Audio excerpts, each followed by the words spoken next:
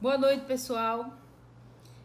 Estamos aqui mais um momento para uma aula assíncrona e essa seria a segunda, a primeira que eu disponibilizei é só áudio pelo podcast e essa é com vídeo. E associado a esse vídeo eu vou encaminhar para Robério disponibilizar para vocês os outros slides que tem a ver com a Era Vargas. Então eu começo essa minha aula de hoje inferindo sobre a questão do trabalho e da mão de obra no Brasil. Então, para fazer isso, eu trago a experiência de 10 anos à frente do acervo do Tribunal do Trabalho. Quando eu saí do arquivo público, e que lá estive quase 20 anos, né, de 91 a 2009. Então, quando eu saí de lá, pouco tempo depois, me convidaram para fazer a coordenação da gestão documental e memória do Tribunal Regional do Trabalho da 6ª Região. E o Tribunal Trabalhista, ele é especializado em dirimir, resolver os conflitos entre capital e trabalho, seja no campo ou na cidade. Então, nesse sentido, nessa experiência, a gente passa a trabalhar no âmbito do que a gente chama de conhecer esse acervo. O acervo do Tribunal do Trabalho, ele é criado, o próprio Tribunal do Trabalho, ele é criado em 1941, a Era Vargas, e ele surgiu para resolver os conflitos existentes entre capital e trabalho, ou patrões e empregados no Brasil.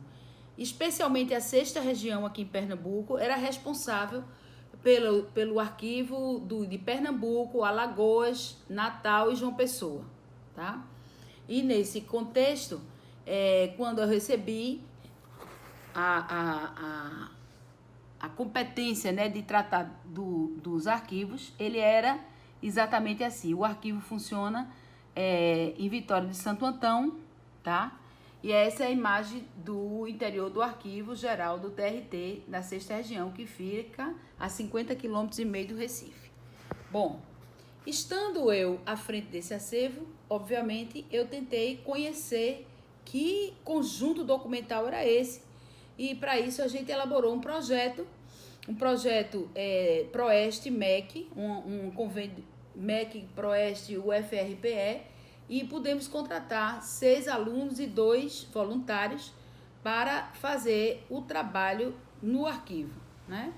Fazendo a seleção da documentação mais antiga para levar para o Memorial da Justiça e Trabalho. Nesse processo, eu fiz também uma pesquisa administrativa, uma espécie de efeméride. Efeméride é o histórico de todos os fatos importantes que circularam ou circundaram aquele objeto, no caso, a criação do TRT. E como ele era da Era Vargas, e a Era Vargas tem a ver com o que a gente está trabalhando, eu trouxe esse conteúdo para disponibilizar a vocês. Então, os antecedentes, a gente não pode falar de trabalho sem falar nos antecedentes da legislação trabalhista no Brasil. E é importante que se remeta a isso, para vocês entenderem por que é que delegam a Vargas, a Getúlio Vargas, o ícone de ser um estadista, um dos maiores estadistas brasileiros. Então, começa aqui. A questão social era uma questão de polícia. Isso é uma frase dita por Washington Luiz, que era então presidente da República de 1926 até 1930 e que foi deposto com a Revolução de 30. Então, quando ele diz a questão social é um caso de polícia, ele está se referindo ao fato de que essa questão social, ela permeia toda a história da República. Por quê? Porque a República, ainda incipiente, começando a se organizar e com a proposta de trazer o desenvolvimento para o Brasil, ou colocar o Brasil no rumo, a República surgiu com no rumo do desenvolvimento e no rumo também de um país considerado civilizado, entre aspas. E quando ele pensa nisso, ele pensa que era impossível se pensar na industrialização do Brasil, no crescimento do Brasil, com tanta desigualdade e tanto despreparo da classe trabalhadora. E aí, a gente remete a 1888, quando o Brasil promoveu a libertação dos escravos em 13 de maio. O que é que isso vai remeter? Bom, a forma como essa mão de obra foi liberada, entre aspas, do campo, foi vamos dizer assim, uma arrumação, uma solução de improviso para dar ideia, inclusive responder à Inglaterra aquilo que ela tanto vinha pressionando pela liberação da mão de obra, que significava a liberação do mercado consumidor para ela. Um mercado interno consumidor para que ela pudesse desaguar seus produtos manufaturados, industrializados. Então, como prover um desenvolvimento do país com uma desigualdade tremenda? Como promover o desenvolvimento do Brasil se você tinha um fosso social imenso a ser resolvido? E aí esse fosso social remete a uma questão extremamente importante de que seja dita. Remete ao que a gente considera que seja como absorver a mão de obra egressa das senzalas num estado que estava em formação, ainda sobre bases de organização interna e sem ter previsto nenhuma solução de incorporação a essa mão de obra. Então, como promover a paz social se grande parcela da sua mão de obra vivia alijada das condições mínimas de sobrevivência, sem moradia, sem saúde, sem trabalho e sem educação? Então, a República recebe este legado do Império, que, por sua vez, é um legado que vem também da colônia, ainda não resolvida. Então, as questões relativas ao trabalho eram descuidadas pelo Estado durante a República Velha. Eu estou dizendo descuidadas porque não havia nenhum protocolo, nenhum pensamento ainda de incorporação, de criar condições para essa mão de obra ela ser incorporada socialmente. E aí, permeando a ideia de como resolver esses problemas decorrentes do fim da escravidão, era reconhecer legalmente a força de trabalho do escravo, do antigo escravo egresso da senzala, e dar a ele condições de sobrevivência, tá? Em que ele pudesse ser visto como um cidadão e ter direitos que o Estado republicano poderia dar para ele se estivesse imbuído nessa perspectiva. Então, aos poucos, o Estado vai tomando para si, entre aspas, a tarefa de zelar pela propriedade. Não era para zelar pela mão de obra, pelos trabalhadores que vieram em condições super fragilizadas de um sistema de anos de escravidão.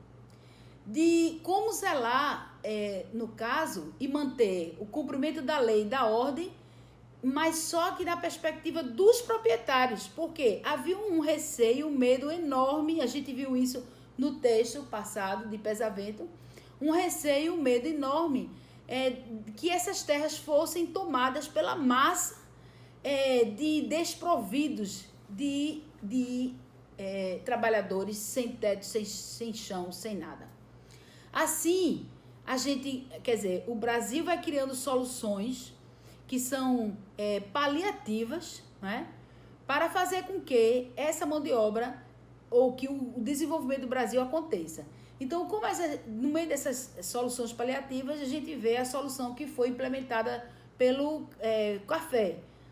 A produção cafeeira, logo cedo, traz, né, importa a mão de obra italiana, sobretudo, mas de vários países europeus que vinha saindo da Primeira Guerra e em busca de, claro, de terras e condições de sobrevivência melhor. Então, assim, as greves, do mesmo jeito que vieram essa população para cá, europeia, traz com ela uma grande disseminação de ideias liberais. O liberalismo já vinha, e junto às ideias anarquistas, já vinha sendo, de uma certa maneira, já vinha sendo alvo e objeto de resistência na Europa. E essa parcela da população, essa faceta desses sindicalistas chega ao Brasil. E com ela as ideias liberais, as ideias de movimento sindical arrojado e as ideias anarquistas, né? E assim vai começar a criar uma turbulência enorme aqui dentro. Por quê? Porque eles trazem as manifestações operárias, eles começam a organização da classe operária, ele começa a organização no início dos anos 20, foi marcado, final do século XIX e início dos anos 20, foi marcado de grandes greves no Brasil, sobretudo nas principais capitais, São Paulo, Rio e Recife. Então, essas grandes greves solapavam a produção e a ideia do que a gente chama a ideia de desenvolvimento. Por quê? Porque parava a produção, os prejuízos eram imensos para a classe proprietária, e isso eu estou falando na versão do Estado preocupado apenas com a produção e com o desenvolvimento do Brasil. Eu não estou falando aqui do outro lado, das condições insalubres, das condições altamente exploratórias da mão de obra do trabalhador operário, seja ele de fábrica, seja ele urbano ou seja ele rural, tá? Então, as greves e as outras manifestações operárias eram violentamente reprimidas, provocando feridos, morte, dissolução do sindicato, empastelamento de jornais, prisões, expulsão de imigrantes indesejáveis e uma série de outras formas e práticas de controle. E não existia ainda, nesse período, uma legislação específica do trabalho. O forte papel desempenhado pelos sindicatos vai ser o grande motivador, tá? De uma ação estatal no sentido de controlá-los. E é isso que Vargas vai fazer. A negociação, o contrato, a fiscalização, as penalidades relativas a todos os aspectos da relação de trabalho, elas passam do controle dos trabalhadores organizados no sindicato às expensas do Estado. Esse foi o que a gente diz, a grande sacada de mestre, entre aspas, de Vargas. Foi intutelar, tornar sobre seu controle, sobre sua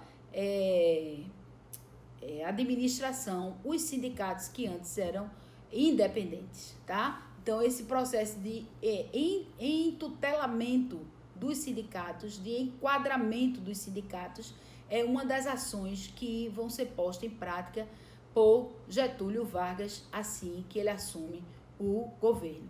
E desde o início havia uma preocupação muito grande dele de também ouvir a classe trabalhadora para ver qual era a matriz dessas reivindicações que eram tão fortes e que arrastavam multidões, parava a produção, parava a cidade, parava tudo.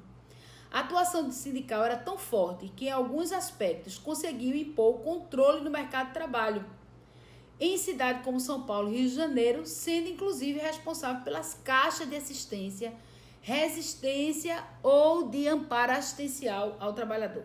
O que significa isso? Significa que, na ausência do poder público em relação a uma assistência à saúde, a uma assistência, vamos dizer assim, da classe assistência mesmo, médica, hospitalar, de ajuda mútua mesmo ao trabalhador, não se tinha, porque o Estado era omisso, o Estado só estava preocupado em garantir a propriedade.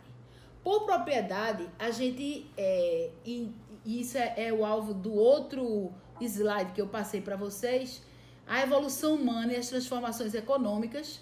Então, veja, vou passar, eu acho que se eu não passei, eu vou passar. A evolução da espécie humana, desde o homem pré-histórico até o homem na tecnologia atual, a gente teve ondas, né? Ondas de mudanças, né? E essas ondas de mudança, ela tem a ver com o quê? Ela vai ter a ver com... Eu vou ampliar aqui para melhor. Ela tem a ver com, primeira onda, a agricultura. Cerca de 6.000 anos, a agricultura, ela era a base, tá? Para todo tipo de produção da riqueza. A segunda onda, ela se deu e passou 300 anos, tem a ver com a produção, a onda industrial, né? A produção em massa, né, de produtos. E essa terceira onda, essa segunda onda vai gerar uma necessidade enorme de atuação do Estado e também atuação do desenvolvimento do capital. A terceira onda tem a ver com o que a gente chama o parâmetro, ondas do cérebro. A primeira são ondas do músculo e a segunda, ondas do cérebro. E nessa terceira onda, que é a primeira do cérebro, a gente vai ver a informação como um produto almejado pelas organizações. E a quarta onda tem a ver com informação e conhecimento. A primeira é a industrial, é a produção de bens de massa. A segunda onda de informação tem a ver com os serviços. E a terceira tem a ver com o espírito, a expertise das pessoas. Os fatores de produção da economia, em primeiro lugar, a terra, depois o trabalho e depois o capital. E agora, nos anos 21, no século 21, a gente tem como fatores de produção da economia o conhecimento. 55% da riqueza mundial atualmente tem a ver com o conhecimento, tá? E é importante colocar isso para vocês terem ideia e situar qual era o momento que o Brasil estava ainda associado à terra e agora com o incipiente desenvolvimento do sistema industrial no Brasil, as questões referentes ao trabalho, tá? Então, com relação aos sindicatos, eles sempre foram muito ativos, resistentes. E essa herança, eles recebem a partir da herança anarquista. Inclusive, o Partido Comunista do Brasil, fundado em 1922, ele foi fundado por integrantes do anarquismo. E era uma grande discussão que se deu na base da formação do partido, essa migração de anarquistas que eram contrários a qualquer tipo de organização, ou subordinação, ou organização do poder, eles eram contrários. E como é que eles iam se organizar num partido era a grande questão, mas isso aconteceu e em 1922 o Partido Comunista do Brasil, Partido Comunista Brasileiro, PCB, o PCBão, o antigo, ele foi criado tendo como principais organizadores os, inclusive sindicalistas anarquistas, de matriz anarquista.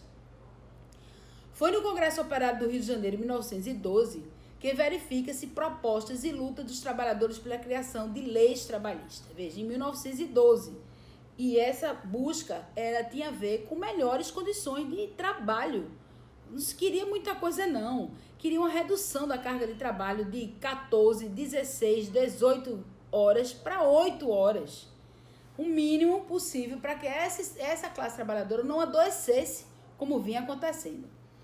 No Poder Legislativo, as primeiras vozes, né, foram Maurício Lacerda, Nicanor de Nascimento, e na Câmara dos Deputados, Evaristo de Moraes, são da iniciativa deles a instituição da jornada de trabalho para 8 horas, a regulamentação do trabalho feminino, do trabalho do menor, infantil, a lei de acidentes de trabalho, já que havia muitas, sobretudo nas indústrias fabris, têxtil, que o maquinário TA empregava muita mão de obra feminina e infantil, tá? Lei de acidente de trabalho e criação de comissões de conciliação e conselho de arbitragem e até mesmo de um código de trabalho. Então, é nesse âmbito da criação das comissões de conciliação, quer dizer, de acordos através da negociação, que surge a ideia do Tribunal do Trabalho. Veja, em 1912 já se aparecem essas comissões de conciliação, mas só em 1939 é que elas vão ser efetivamente criadas, tá? E o tribunal, por sua vez, em 1941. É apontado como causa de agitação e greves constante a ausência de uma legislação específica e protetora dos trabalhadores. O que significa? Significa que os trabalhadores, cada fábrica, mesmo que fosse da mesma natureza, por exemplo, vários cotonifícios fabris. Em São Paulo é praticada uma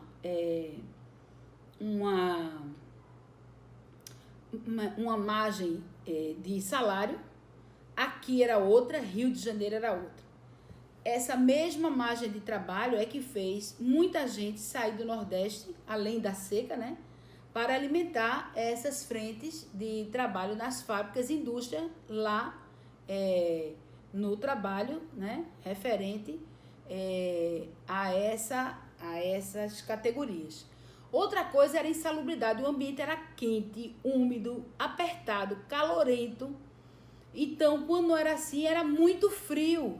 Na época de frio, os trabalhadores eram comuns pelo aglomerado de pessoas na fábrica e pelo clima e pelas condições de trabalho e tudo, enfim. Era comum que essas trabalhadoras, sobretudo as trabalhadoras, elas adoecessem e ficassem com problemas de saúde motivado pela tuberculose. Eram áreas muito próximas, como elas também moravam em guetos, em locais, em cortiços muito apertados para poder dividir, ter uma moradia para dormir. Então, a proximidade era muito grande das pessoas e isso era uma forma de proliferar as doenças e aumentar a insalubridade. Então, você tinha condições de moradia muito deficitárias e você tinha também condições péssimas de trabalho.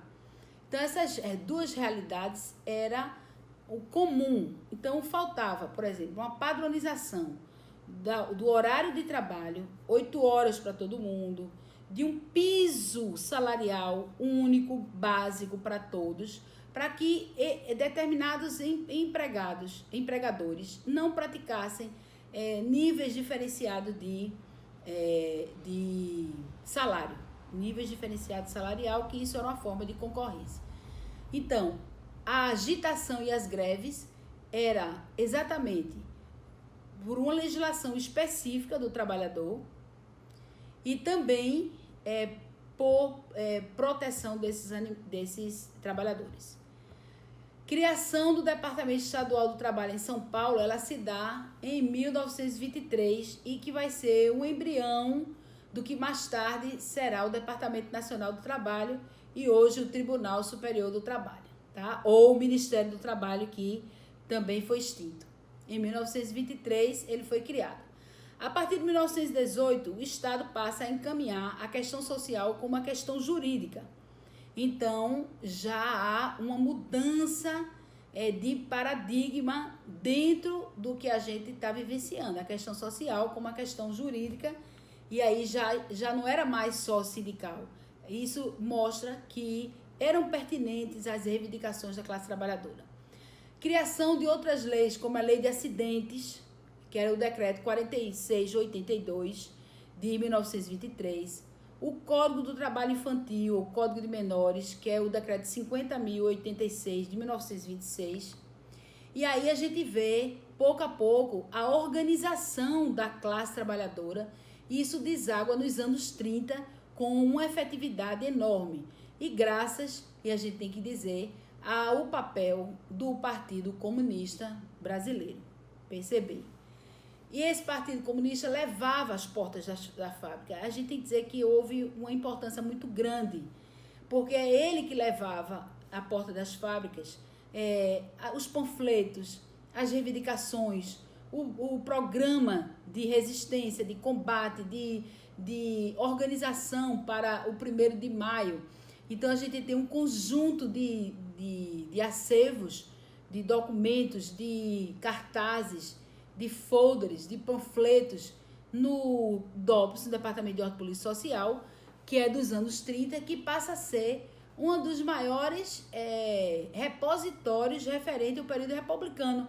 A polícia, no seu exercício que a gente coloca, né, de informação, censura e repressão, ele acaba fazendo um grande serviço à história ao guardar esse material, seja do que eles consideram como as ideias totalitárias de direita, como as ideias totalitárias de esquerda. Mas em relação às ideias totalitárias de esquerda, a gente tem que dizer que o maior acervo que existe no DOPS de Pernambuco diz respeito ao comunismo, tá? Que era o alvo, o objeto principal de interesse de investigação do DOPS Pernambuco.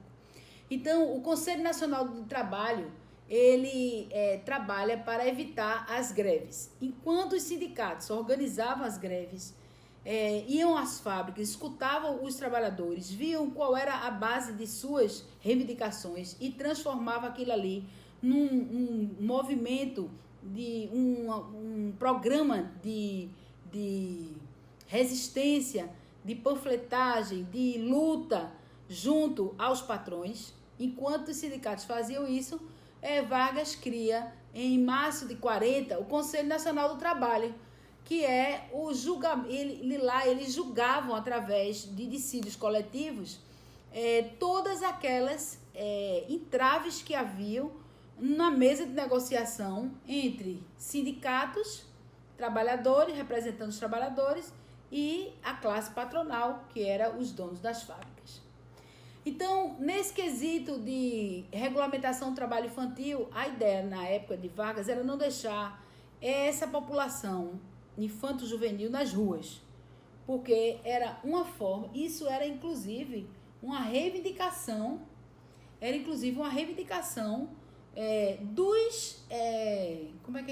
dos proprietários. Eles queriam pagar uma mão de obra barata, tá? Mais barata do que a mão de obra masculina, já era a mão de obra feminina. E quando eles queriam dar o reforço, sobretudo nas fábricas de TA, né, têxteis, indústria têxteis, eles contratavam o reforço justamente as crianças, adolescentes, porque eles tinham as mãos pequenas, eles podiam entrar assim com facilidade nos locais onde havia tido o enganchamento das linhas no TA, e isso facilitava muito o trabalho de reiniciar aquela máquina. Não era incomum, era muito fácil desse ambiente levar pelas horas de trabalho, porque a regulamentação era que essas crianças pudessem ficar 4 horas, contanto que os pais garantissem que o restante do dia eles teriam a educação necessária. Algumas fábricas até, elas criavam as condições para educar essas crianças. Daí surge a ideia do SESI, Serviço Social da Indústria. Daí sai as vilas operárias. Daí sai a ideia, porque seria você o tempo todo, esse patronato, cuidando desta mão de obra, no sentido de ter o controle sobre ela, tá? Então, o trabalho dos menores é regulamentado pelo decreto 22.042 e é regulamentado em 1932, 2 anos depois da Revolução de 30. A lei não passa de uma reforma favorável aos patrões, né? No antigo Código de Menores, que proíbe o trabalho de menores de 14 anos, estabelece os horários, locais e as condições em que o menor não pode trabalhar e determina os documentos legais para sua admissão, inclusive a autorização dos pais, e fixa condições para promover as instruções do menor. A questão da carga horária permanece 8 horas. No código anterior, eram apenas 4 horas, né? E só podia trabalhar meninos jovens a partir dos 14 anos. Nessa não, nessa eles diminuem a faixa etária e aumenta as horas de trabalho, o que sobrava muito pouco para a formação dessas crianças, porque a carga de trabalho era exaustiva e era por isso que havia também muitos acidentes de trabalho. Daí a necessidade da regulamentação do trabalho infantil. E aí eu tive a oportunidade, inclusive, de receber no Memorial da Justiça do Trabalho um trabalhador que lá esteve para buscar ver se achava sua carteira de trabalho. E aí eu perguntei quantos anos ele tinha. Ele disse que ia fazer 42 anos, mas que estava se aposentando. E é por isso que ele estava lá, para ver se conseguia resgatar esse material dele quando ele era ainda trabalhador rural e depois trabalhador fabril no cotonifício Otom Bezerra de Melo, que é da fábrica de tecidos da Torre e a fábrica de tecidos da Macaxeira. Então, ele mostrou a carteira de profissional de quando ele ingressou no serviço da fábrica. E ele ingressou aos 14 anos. E de lá só saiu quando fez 36 anos. Então, era muito cedo, era a orientação não só dos patrões, mas a orientação dos mentores, dos organizadores da Revolução de 30, era ocupar esses meninos. Porque se eles ficassem na rua, eles iam estar sendo suscetíveis à vadiagem, era o termo que eles usavam, à malandragem, aos pequenos furtos e a todo tipo de aprendizado que seria um desserviço ao Estado. Veja, eles muito preocupados com o desserviço ao Estado. Não era preocupado com a formação desse cidadão, futuro cidadão. E aí, não era à toa que aquelas crianças que os pais não dessem essa direção, que não fosse direcionado para o trabalho nem para a escola, essas crianças, o destino delas seriam a Casa de Detenção do Recife. Isso falando aqui de Pernambuco, né? Casa de Detenção do Recife tinha uma ala exclusiva para mulheres e pequenos ou menores infratores. Isso foi objeto até de estudo da dissertação de mestrado e também do TCC de Humberto Miranda, professor da UFRPE, que trabalha sobre essa questão infantil. Então, o trabalho de mulheres passa a ser a segunda categoria que ocupará o interesse, né? O interesse do Estado. Por quê? Porque as mulheres eram muitas e elas, vamos dizer assim, para movimentar, né, o trabalho fabril, elas foram contratadas. Inclusive, há vários prontuários no DOPS e vários processos trabalhistas da Otom Bezerra de Melo, da fábrica Macaxeira, da fábrica da Torre, da fábrica de Camaragibe, de Moreno, de vários redutos aqui, que paulista, que trabalhavam, empregavam muitas mulheres. E aí a gente entra no outro universo paralelo, vamos dizer assim, da classe trabalhadora feminina, que aí tinha também a questão do assédio moral, o assédio sexual e a questão da maternidade. Eram pontos nevrálgicos, assim, preocupantes dessa relação capital e trabalho.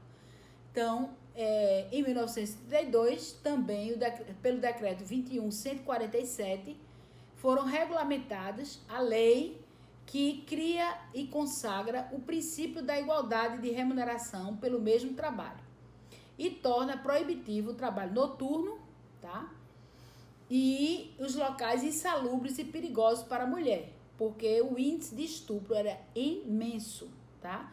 Estupro e violência também que causava a morte, tá?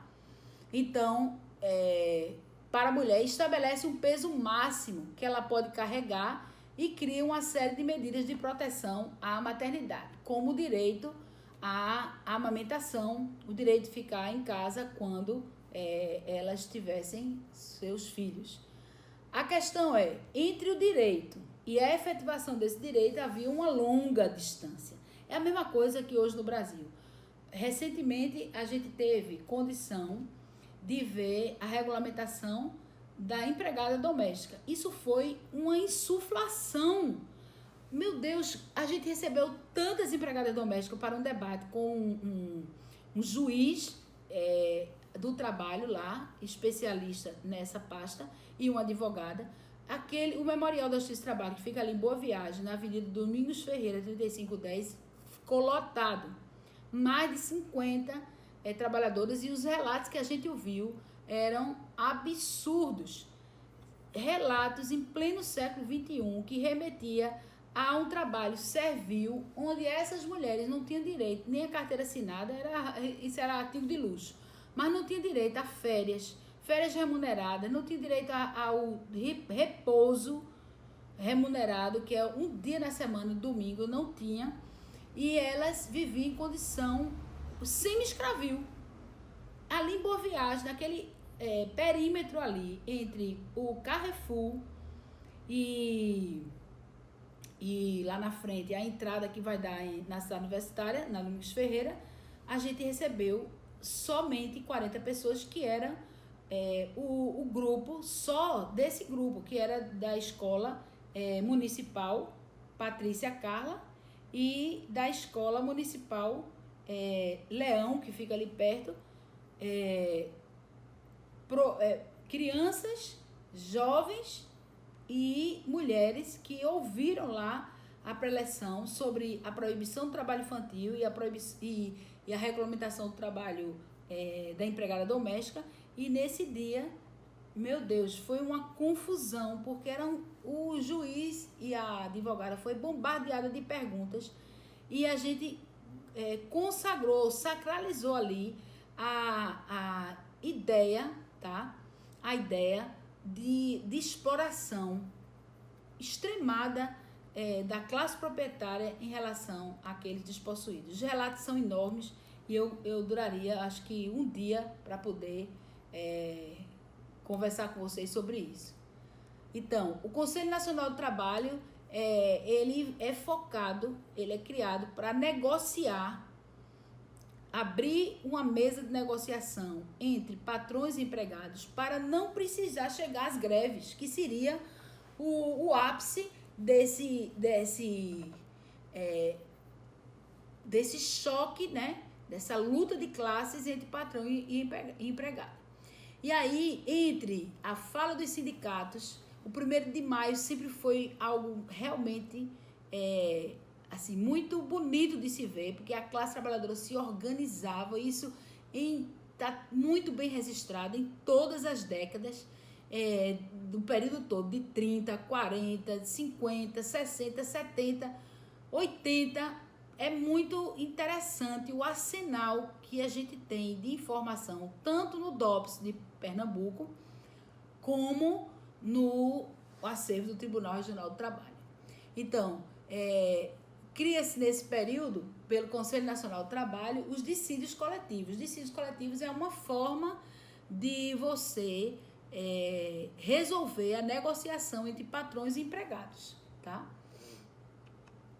E aí a gente vê, com as questões populistas que a gente já tinha visto, Vargas vai investir muito na propaganda, e ele vai estar sempre evocando nessa propaganda política os ícones, que são os ícones ou os símbolos da pátria, a bandeira, as cores da bandeira, o lema da bandeira, que é ordem e progresso.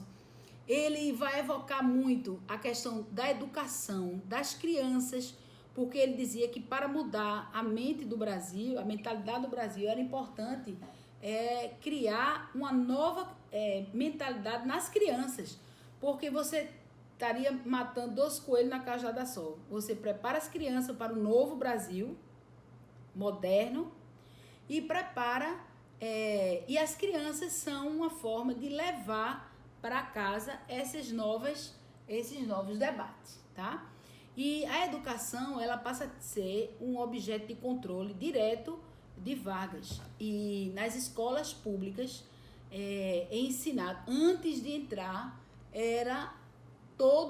antes do aluno entrar, ele passava por todo um processo de seleção, onde fazia exame de vista, exame de audição, media a altura do aluno, e essas condições levavam ele, além do teste, a ocupar determinadas carteiras em sala de aula.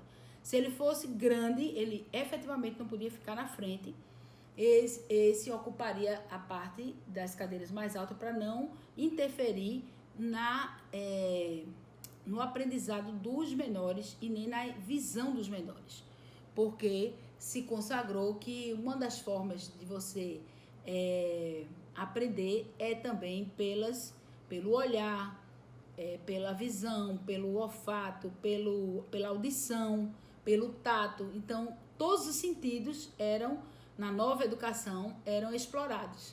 E aí, portanto, esse cuidado na educação era uma condição sine qua non para o funcionamento do Estado. E não só com essas questões, mas também com a preparação ideológica dos conteúdos que evocassem a pátria.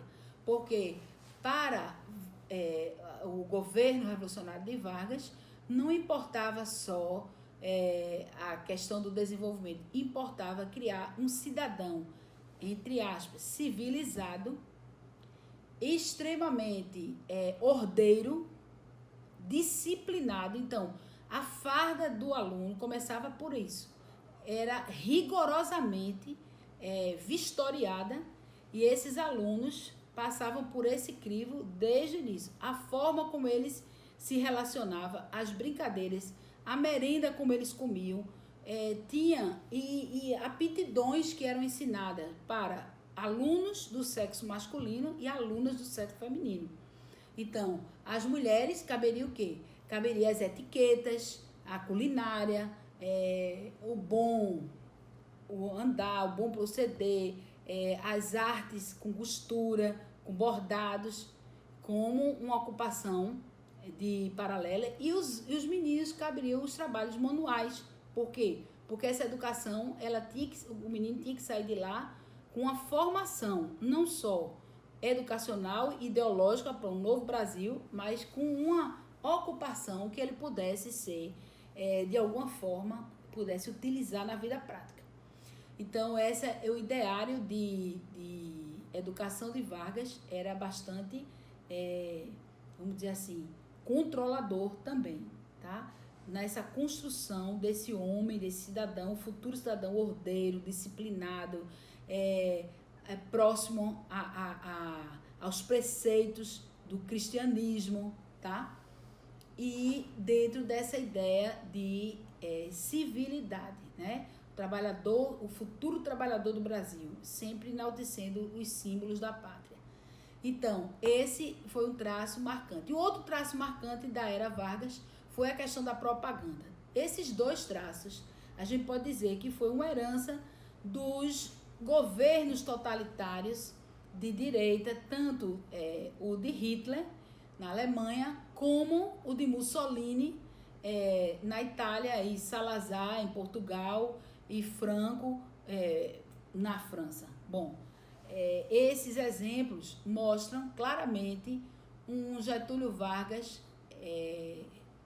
inclusive a própria Constituição de 1934 é inspirada, né, nisso, a de 37 também, e aí a gente vai ver um Estado centralizado, forte, com autocontrole das camadas populares, e a ideia era resolver mesmo essa questão social como não mais um caso de polícia, mas um caso de justiça, um caso de educação em outras frentes.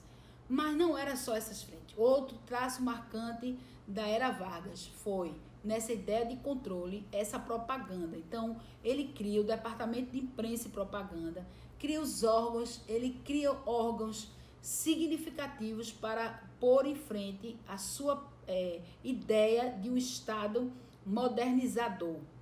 Então, que tipo de órgão ele vai criar? O Departamento de Imprensa e Propaganda, onde nada que se falasse do Estado podia sair e ser divulgado na imprensa antes de que passasse pelo crivo do DIP, o Departamento de Imprensa e Propaganda. Outra coisa, ele cria também em 35 o Departamento de Ordem e Polícia Social.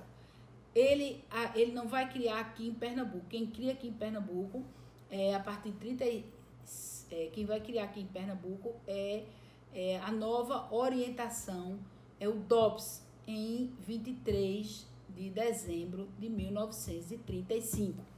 Veja, como é que você vai criar um órgão da envergadura do DOPS, que é uma polícia política, aos moldos da Gestapo, aos moldos da PIDE, né, que é salazarista, polícia secreta ou polícia política de Salazar, em 23 de dezembro, quer dizer, antevéspera do Natal. E essa ideia foi significativa. Por quê?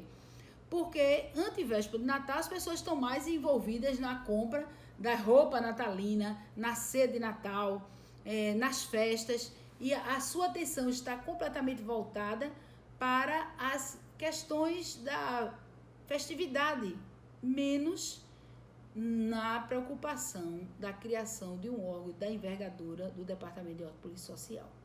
Então, ele é criado em 23 de dezembro, isso como resposta ao que eles chamam de intentona comunista, que se deu aqui no Recife, Rio de Janeiro e Natal. Então, foi um levante, um movimento comunista, no que ocorreu dia 25, 26 e 27 de novembro, e a ideia era tomada realmente do poder pelo segmento comandado por Carlos Prestes, tá? Aí, em resposta, o governo cria o Departamento de Ordem e Polícia Social e reforça essa política especializada com a Polícia Federal, a nível de Rio de Janeiro e São Paulo, e o DOPS lá de São Paulo e do Rio, como eram cidades pilares, né, dentro dessa ideia de república, eles serão criados na década de 20, 21 e 26. Então, o nosso aqui foi em 35, e quando se criou, apesar de ser um pouco tardio em relação aos outros estados, mas quando se criou o DOPS aqui, se criou na perspectiva de promover o controle da classe trabalhadora, que aqui já se despontava como um polo de muita resistência e de alta, vamos dizer assim, de alta ação do Partido Comunista, na perspectiva dele.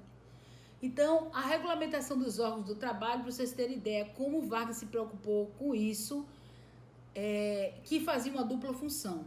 De um lado, realmente trazia para a classe trabalhadora o benefício de ter suas atividades reguladas, tá?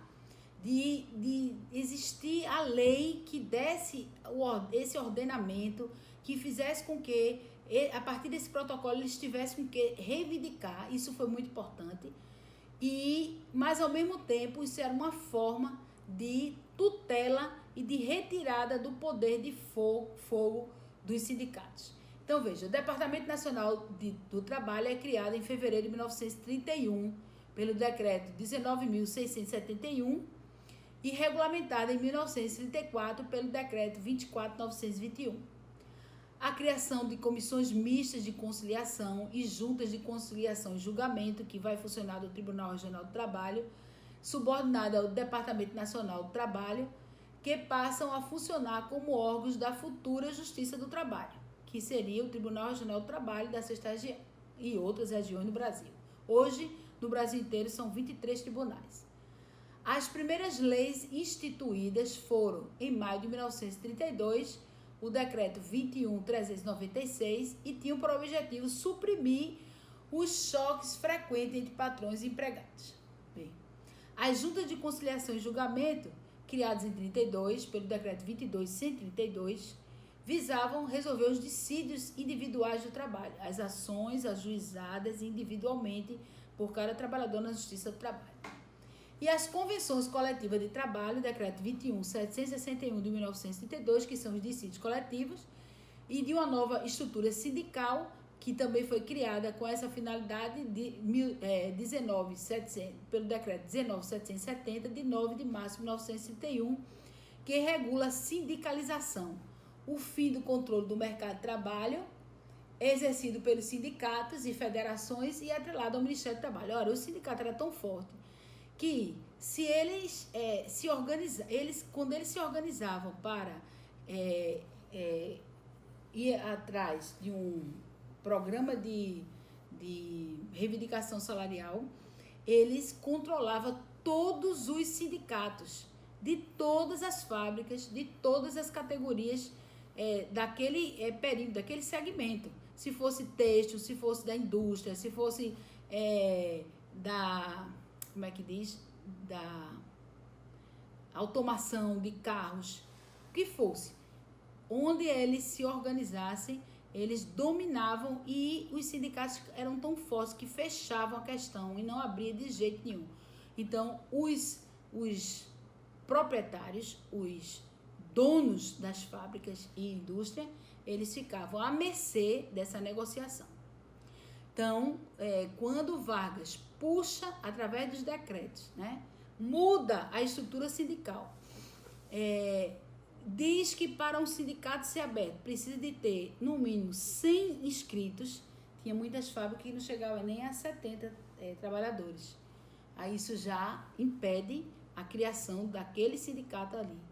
Então, que esses sindicatos de uma determinada categoria deveriam se formar uma federação, também era outra, para poder receber as benesses do Estado, que seria aquilo que a contribuição sindical. Foi uma forma criada por Vargas para que os sindicatos tivessem uma certa autonomia econômica para poder se reorganizar.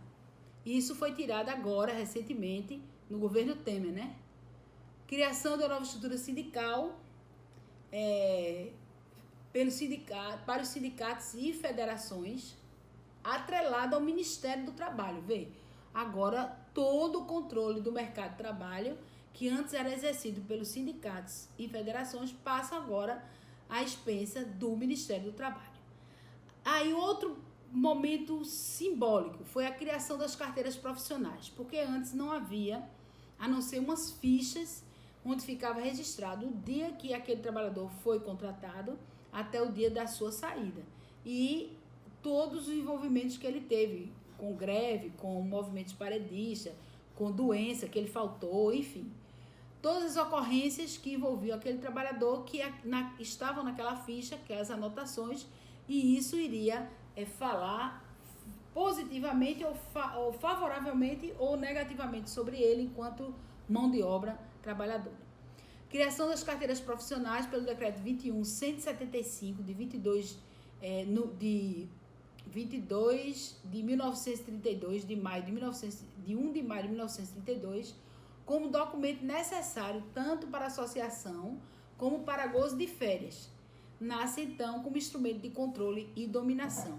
Por quê? Porque no momento que você tem os assentamentos numa carteira profissional assinado pelo patrão e pelo trabalhador, cria um elo de compromisso, onde você só pode ser assalariado e só pode receber essa carteira se você estiver de acordo com o normativo, com as normas daquela empresa.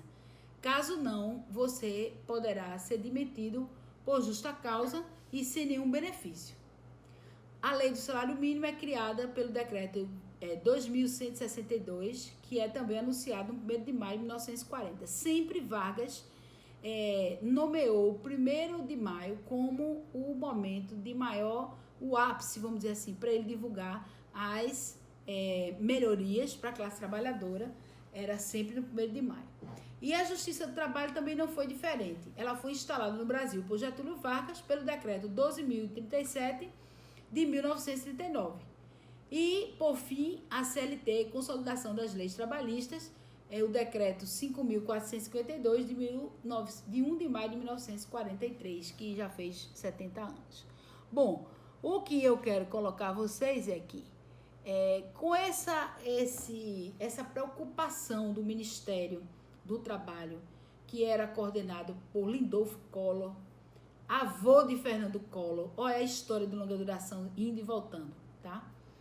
Então, essa herança, de longa duração que eu falei a você, ela não está só associada à questão dos efeitos de 350 anos de escravidão. Ela também está associada nas famílias que têm acesso ao poder. Sobre isso tem alguns artigos que eu vou passar para vocês, porque eu acho que é de uma pertinência muito grande, pesquisadores que vêm mostrando como a influência dessas grandes famílias estão presentes em todo o que a gente chama, em toda legalização, né, das assembleias legislativas, dos estados, das câmaras dos vereadores, nos municípios, a nível federal, na Câmara de Deputados Federais e também no Senado. Então, ocupam esses cargos, não são pessoas, uma ou outra, tem as exceções à regra, mas na maioria ocupam esses cargos, tanto no judiciário como no legislativo, pessoas que são remanescentes das grandes famílias.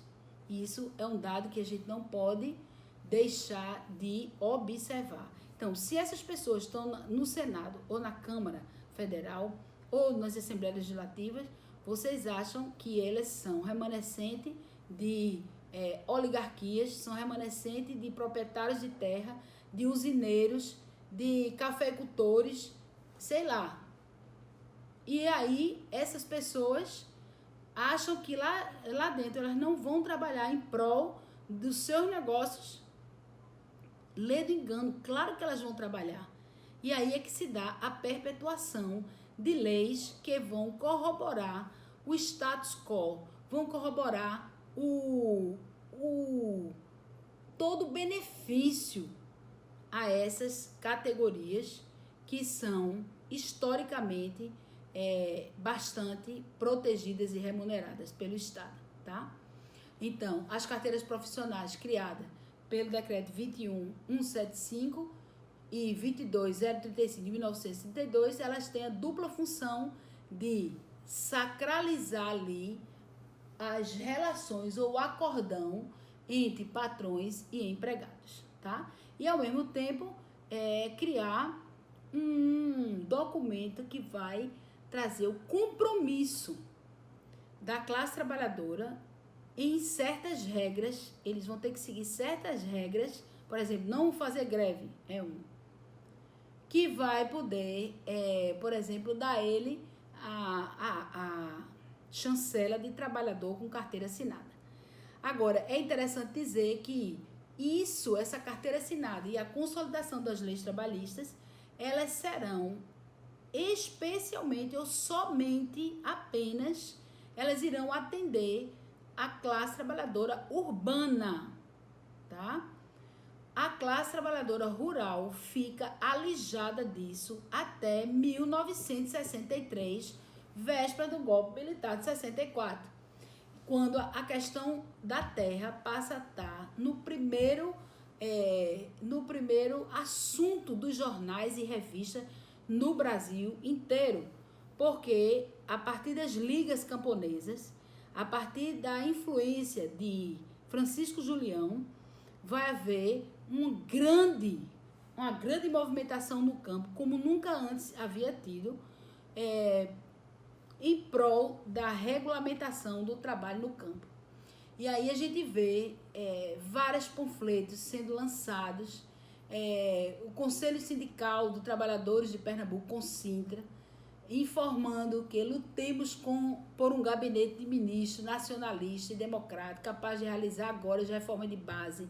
Essa era uma das reivindicações contra a necessária união geral do povo, de todo o povo, contra os golpistas, os vendilhões da pátria, os responsáveis pela carestia e pela crescente pobreza e miséria do nosso povo. Se você for fazer um levantamento de toda a documentação que existe do DOPS nesse período, vocês vão certamente, pela a leitura dos discursos, certamente vocês vão identificar uma luta da classe trabalhadora enorme, tá? Em todos os estados, Pernambuco, São Paulo, Rio de Janeiro, Minas Gerais, Rio Grande do Sul, uma luta tremenda pela legalidade, pelo mantenimento, tá, da democracia no Brasil, que se instala por um breve momento depois que Vargas sai do poder. Em 1937, é interessante dizer, 1937, 10 de novembro de 1937, Getúlio Vargas dá o golpe do Estado Novo e tinha como principal preceito o combate às oligarquias rurais. Então, veja, o combate às oligarquias rurais que impediam, tá, o crescimento, impediam o que a gente chama o desenvolvimento do Brasil, porque elas, de alguma forma, causavam um entrave, né, aos avanços da indústria. Elas não queriam ficar para trás com o setor industrial. Então, o que elas faziam? Elas faziam de tudo para manter os velhos vícios, as vicissitudes, os velhos privilégios que existiam e que a gente vê com bastante nitidez sobretudo no campo, naquele filme, aquele documentário que eu passei para vocês, Brasil, Terra Conturbada. A questão agrária no Brasil era o problema, que começa a se estruturar. Aí a questão, se 26, a questão social, caso de polícia, com o presidente Washington Luiz, se em 26 a questão social, a questão polícia, que tinha por base como absorver esses egressos da senzala, como oportunizar emprego, condições de trabalho, moradia, saúde, educação a pessoas que nunca tiveram nada. Elas vieram sem nada. Elas não tinham nada para sobreviver. A grande maioria não tinha nada. Uns ou outros aqui faziam seus negócios de ferreiro, de trabalhar com couro, de trabalhar com doces, cocadas, de organizar, por exemplo, uma construção, eram pedreiros, aí tinha uma certa independência, lavagem de roupa, mas a grande maioria realmente não tinha um ofício, né? Uns trabalhavam bem com couro, eram sapateiros, os outros continuaram, que puderam ser absolvidos, mesmo libertos, continuavam nas fazendas, porque é o que eles sabiam fazer. Mas a grande maioria não. E, sobretudo, o grande outro problema é a educação. Minha gente, se hoje a educação ainda é um grande problema, imaginem essa educação lá atrás. Difícil. Era difícil, há 40, 50, 60 anos. As condições. Primeiro que a escola pública não existia, praticamente não existia. Era promovido pelos sindicatos de assistência mútua, uma formação, pelo Partido Comunista, já as escolas noturnas, muitas células comunistas ofereciam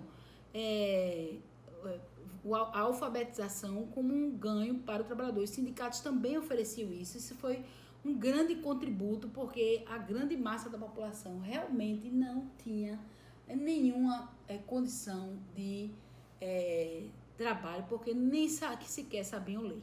Então, isso é o fosso social. Se na década a questão social era a questão de polícia, por quê? Porque a solução era prender, era espancar, era guardar essas pessoas nas celas quando tinha vaga. Quando não, levava para a casa de detenção do Recife, matava, certo? E essas pessoas eram vistas como pessoas não gratas. E a maioria dessas pessoas, diga-se de passagem, como eram negros ou descendente, afrodescendente de negros, de índio, afrodescendente, como eles eram desse segmento social que já vieram, vamos dizer assim, já foram inseridos no Brasil, dentro de um cenário de exploração, né, de perdas, então elas já vinham necessitadas. E aí vocês vão ver, por exemplo, toda a questão da terra começa a ser levantada já no final dos anos 40, início dos anos 50. E nos anos 50, a década de 50, ela é significativa para os debates que ocorreram no campo. E isso eu digo porque, ora, se os sindicatos perderem espaço com a subordinação por parte do Estado, então eles vão procurar outras frentes, inclusive o Partido Comunista vai procurar outras frentes de preparação dessa massa de trabalhador. E ele vai achar isso aonde? No campo. Porque o campo ainda estava desprovido de qualquer cobertura jurídica oficial da sua força de trabalho. Então a gente vai ver uma disputa da liderança no campo por parte dos sindicatos, depois do Partido Comunista, isso depois ao mesmo tempo vão funcionar da igreja e, por fim, da sociedade de apoio aos trabalhadores rurais, que vai ser mantida a SORP, né, vai ser mantida com o capital americano, que é mais ou menos esse capital que vai vir depois que aquele documentário ele é divulgado lá fora, certo? Então, veja, os anos 50 é exatamente os anos considerados de convulsão social. Se 26 é a questão social, a questão de polícia, os anos 30 é o processo de entutelamento, de formação do Estado forte, centralizado e entutelamento dos sindicatos por parte do Estado e o controle dessas greves que sai das mãos dos sindicatos e categorias sindicais e passa às mãos do Estado, tá? Do Ministério do Trabalho.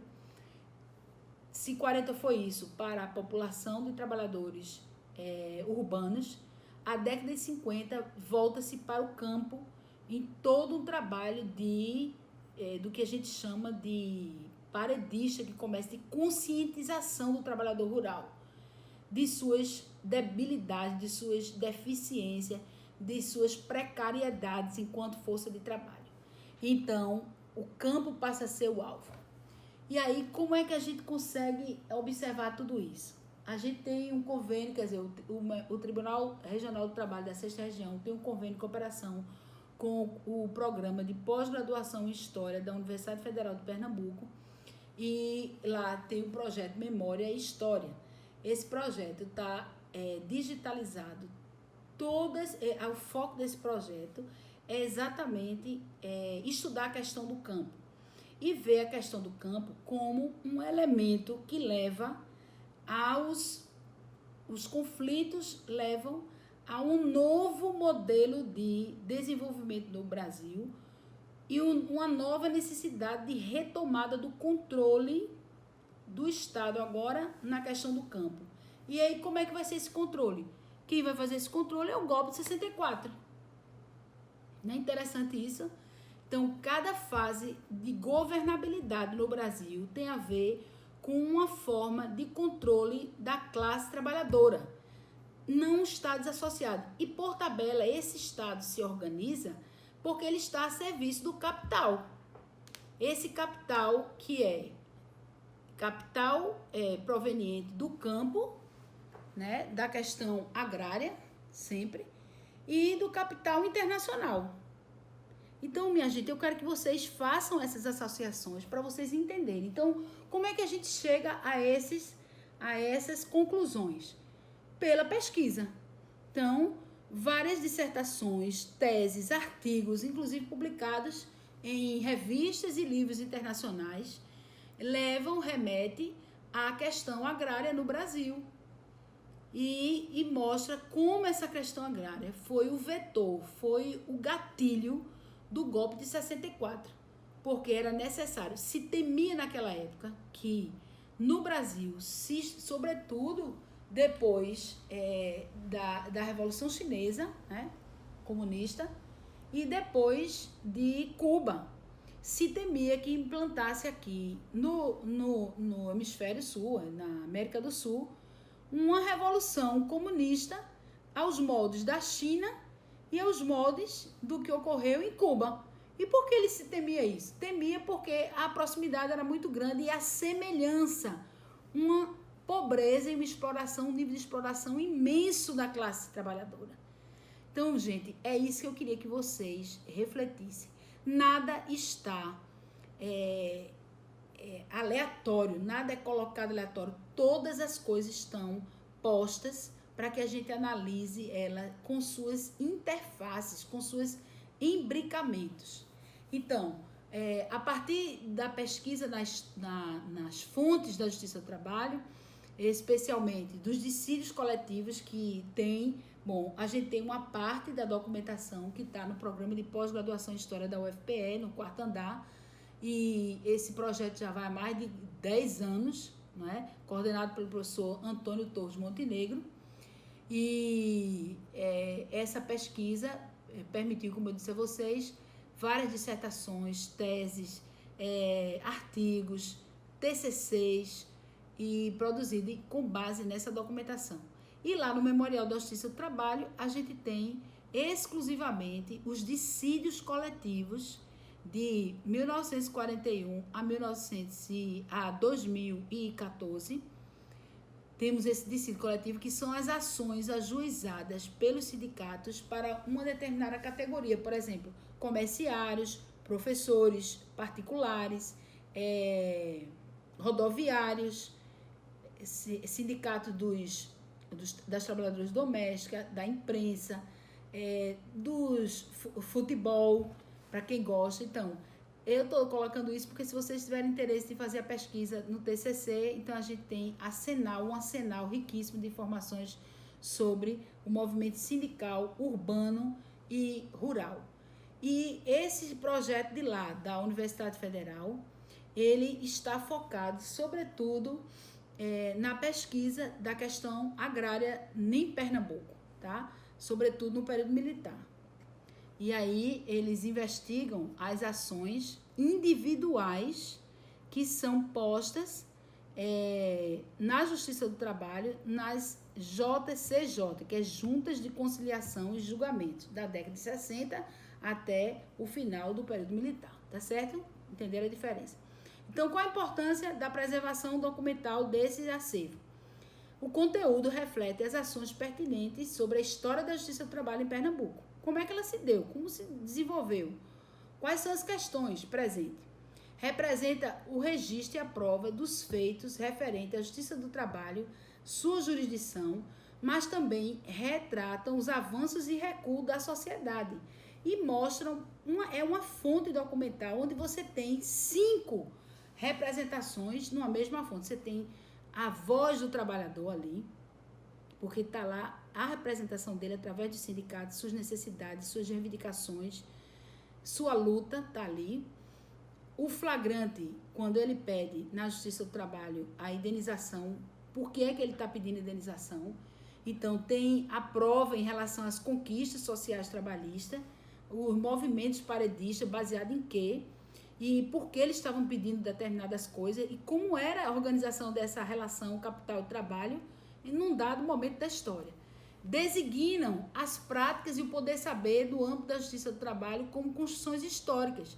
Como é que uma lei vai modificar?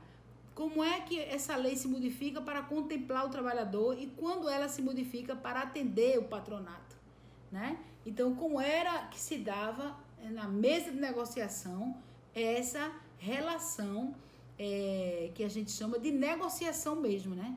De resolver para não chegar às greves. Esse era o objetivo da Justiça do Trabalho. E Vargas foi muito perspicaz como estadista, porque ele vai criar um organismo que vai dar a ideia de que o Estado está afastado das negociações. Agora é uma Justiça do Trabalho que foi criada para resolver essa questão. O Estado não tem nada a ver com isso, entre aspas. Por que não é entre aspas? Por quê? Porque ao frigir dos ovos, quando o juiz ia dar uma decisão num movimento de um dissídio coletivo muito problemático, seja para o campo ou para a cidade, ele ligava antes para o governador do estado para saber se aquela decisão que ele ia dar ia impactar na questão econômica. E baseado na resposta do governador, esse dispositivo era modificado. Então, há um telefone vermelho que era a ligação direta com o governo do Estado, justamente para, na hora da decisão, ser partilhado antes, ser ouvido o governador em relação a isso. O que mostra que não é uma justiça plenamente imparcial, como se propunha a ser, certo? E aí a gente tem, de um lado, a Justiça do Trabalho, tá? E do outro, os trabalhadores, né? E aí você tem numa mesma fonte os trabalhadores, os sindicatos, os advogados e sindicatos representando essas categorias. Você tem o juiz, né, que vai dar a decisão. Você tem o representante do sindicato patronal. E você tem ainda os juízes vogais. E antigamente, foi extinto em 1999, os juízes classistas, que eram tanto indicações dos sindicatos, tinha um que representava o sindicato e outro que representava o sindicato patronal. Então, a fonte é muito rica e traz o flagrante de como se organizava a classe trabalhadora, né, e as lutas delas, tá? Então, vê, a gente pensa que essas informações são aleatórias, não são. Elas fazem parte de um programa maior de Estado, de governo, uma política de governo para subordinar a classe trabalhadora e impedir que ela cresça. Por quê? Porque o que está em voga é alinhar esse Estado ao capital. E os ditames do capital é diferente dos interesses do trabalho. Quanto maior puder ser o lucro dos empresários, da comunidade patronal, do Estado na arrecadação em relação à produção, quanto maior for o lucro, melhor será o desempenho daquele Estado, daquele país, referente ao capital externo. Que o capital está emprestando dinheiro, está agindo como é que se diz? No alicerçamento dessa organização social, e ele quer ter o retorno. Quem é que quer investir e não vai ter retorno? Claro que ele vai ter. No momento que você se alinha ao capital, você vai ter que dar a ele o retorno que ele espera. E ele não vai perdoar, ser bonzinho, porque houve uma crise no campo, porque houve a greve. Não é por aí. Então, qual é a busca do capital? É lucro. Por sua vez, qual é a busca dos empregadores? É o lucro. E o Estado também está a serviço dessa classe proprietária, porque ele retira os impostos dessa relação. Então, quanto mais gente dentro dessa relação de subordinação, melhor. Daí, todo o controle. Na década de 20, a questão social da polícia, mas na década de 30 e 40 também a questão era de polícia, só em outro âmbito. Quando o departamento, inicialmente, a Delegacia de Ordem e Polícia Social é criada, ela surge, a polícia política, para controlar todas as ideias e comportamentos que atentassem contra a ordem política e social. E dentro dessas ideias, o combate ao comunismo estava em primeiro lugar. Olha, gente, tá vendo que nada é aleatório, nada está nada está posto despretensiosamente. Tudo tem uma razão de ser.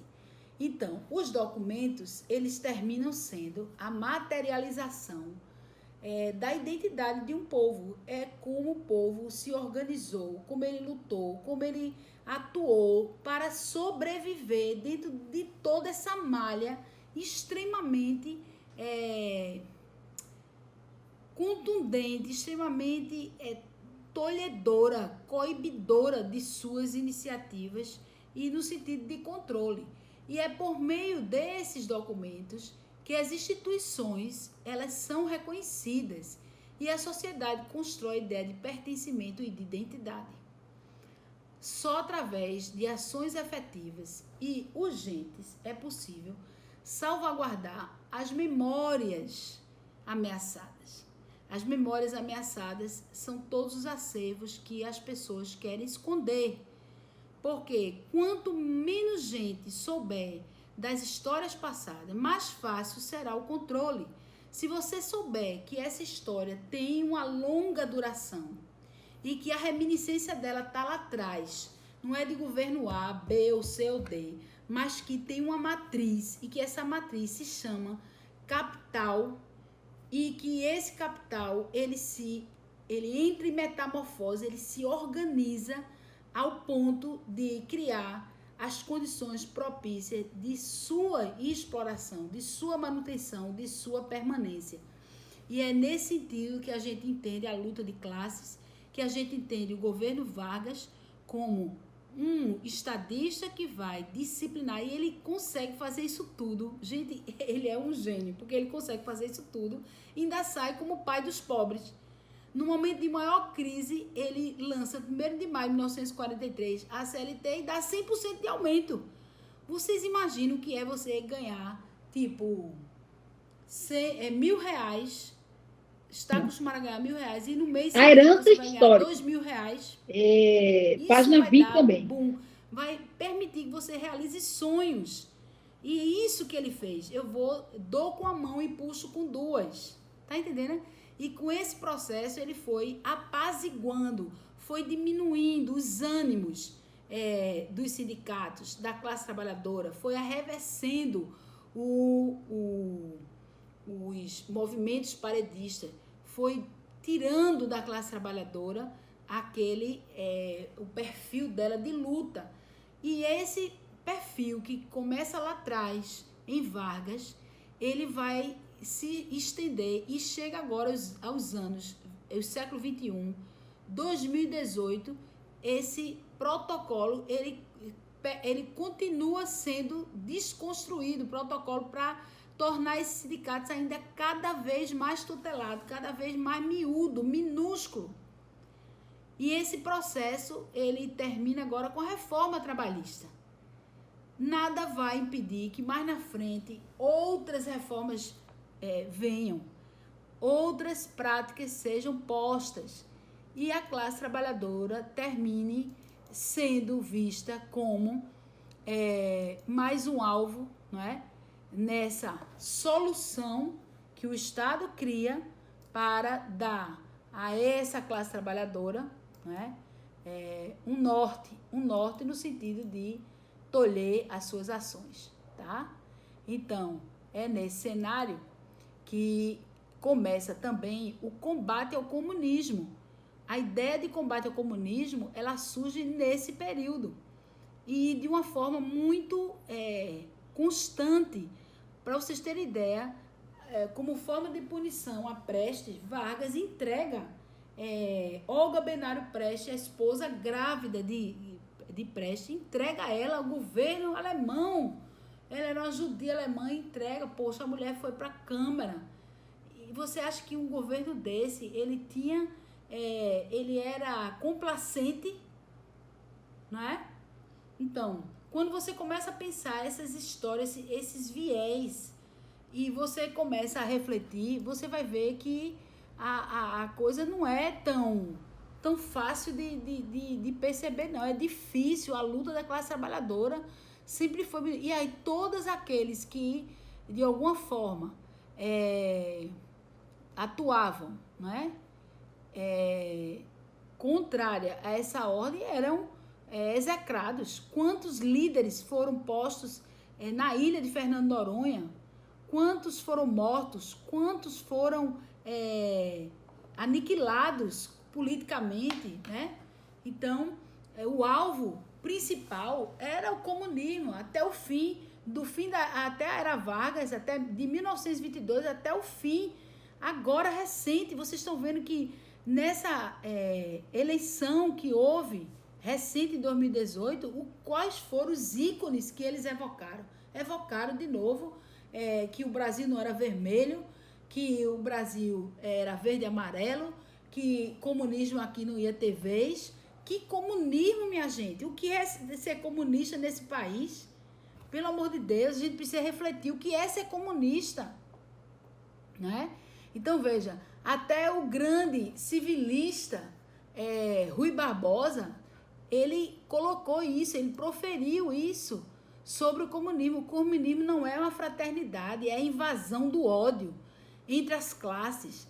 Invasão do ódio entre as classes, por quê? Porque ele esclarece, porque ele mostra onde é que está o viés de exploração, porque ele reivindica melhores condições de vida e trabalho. É por isso que ele traz esse ódio às classes que ele quer colocar aqui é entre patrões e empregados.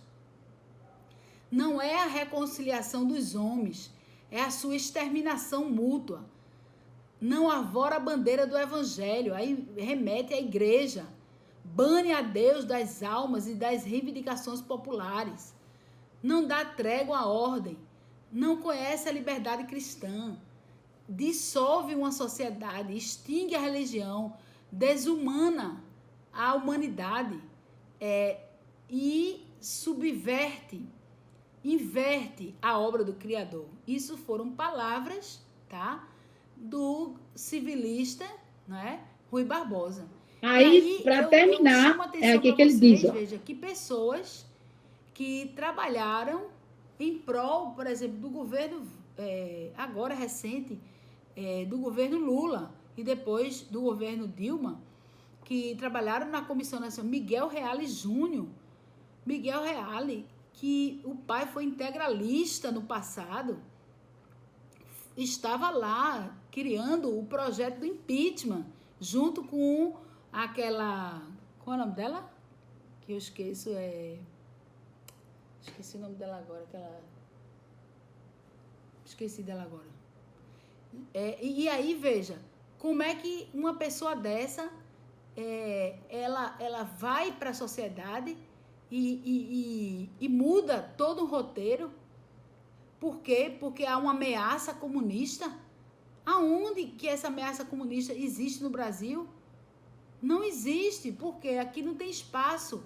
Não tem espaço, a gente não teve nem os grandes líderes. Foram tão massacrados que hoje ninguém nem sabe quem foram. Praticamente, se você perguntar à juventude hoje quem é Luiz Carlos Prestes, provavelmente muitos não saberão a primeira hora responder, tá? E aí, veja, um DOPS, um Departamento de Ordem Polícia Social, foi criada e com o objetivo, nas suas principais funções, proceder a inquérito sobre crimes de ordem política e social. Está lá na lei número 71 de criação do DOPS. Exercer as medidas de polícia preventiva e controlar os serviços cujos fins estivessem em conexão com a ordem política e social. Promover o serviço de repressão e prevenção ao comunismo. Olha aí, está bem claro no coisa da lei, né? Serviço de censura e vigilância social. Foi estabelecido um órgão capaz de promover a vigilância, a investigação, a censura e a repressão às pessoas que não comungassem da mesma orientação que o Estado. Essas pessoas que não comungassem eram chamadas de subversivas. Em 66, a gente teve o presidente do tribunal afastado do tribunal porque ele foi acusado por uma nota de jornal como corrupto e subversivo. E isso em 1966. Agora, associado a isso está o quê? O fato dele ter, como presidente, tido a iniciativa de abrir o primeiro dissídio coletivo para o campo. Foi afastado e esse dissídio coletivo só vai acontecer 20 anos depois. Ora, a CLT de 1 de maio de 1943 e o Estatuto do Trabalhador Rural só é criado em 1963, 20 anos depois. E aí vocês vão me dizer, por que 20 anos depois? Porque eles fizeram de tudo. Os representantes legislativos, tanto daqui de Pernambuco como federal, o Senado, os representantes do Senado, fizeram de tudo para postergar ao máximo, sabe, a regulamentação do trabalhador rural, porque até o século XXI eles trabalhavam nas mesmas condições que os escravos faziam no século XVI, XVII, XVIII. Então, aqueles que iam de encontro, tá? Está no fichário do DOPS. A ordem estabelecida de Vargas, tá? E para isso ele cria um interventor aqui, Agamenon Magalhães, que vai perseguir os cultos afrodescendentes, vai perseguir os partidos de esquerda, vai perseguir as bancadas, vai caçar os mandatos dos deputados e vereadores comunistas, vai prender líderes comunistas e sindicais, várias categorias de sindicatos vão ser presos, e vai perseguir a todos eles que comungavam com o que ele chamava de, entre parênteses, credo vermelho. Eles vão chamar de comunista, agitador comunista, simpatizante, adepto do credo vermelho, o anticristo, mensageiro do horror, aliciador, marxista, leninista, trotskista, maoísta, fidelista, criptocomunista, é aquele que é o comunista disfarçado. A aparência dele não tem nada de comunista, mas ele é um comunista disfarçado e atua naqueles lugares que ninguém imagina que ele vai atuar. E o subversivo. E esse é em relação ao crime de ordem política. Eles chamam de mazorqueiro, boateiro, desordeiro, agitador, vadio, arruaceiro, dissimulado, aliciador, grevista, fanfarrista e aventureiro. Todas essas alcunhas estão nas fichas, tá? Dos crimes, da tipificação de crimes referente a aquelas pessoas que andavam fora da ordem, tá? Então, eu agradeço a vocês mais uma vez a paciência de ouvir, e aí vou passar para vocês esses slides, e vocês, com esse vídeo, vocês vão visualizar e vão chegar ao consenso em relação a essa. Então, próxima leitura, a gente tem aí que é René Armand Dreyfus. Muito obrigada e boa noite.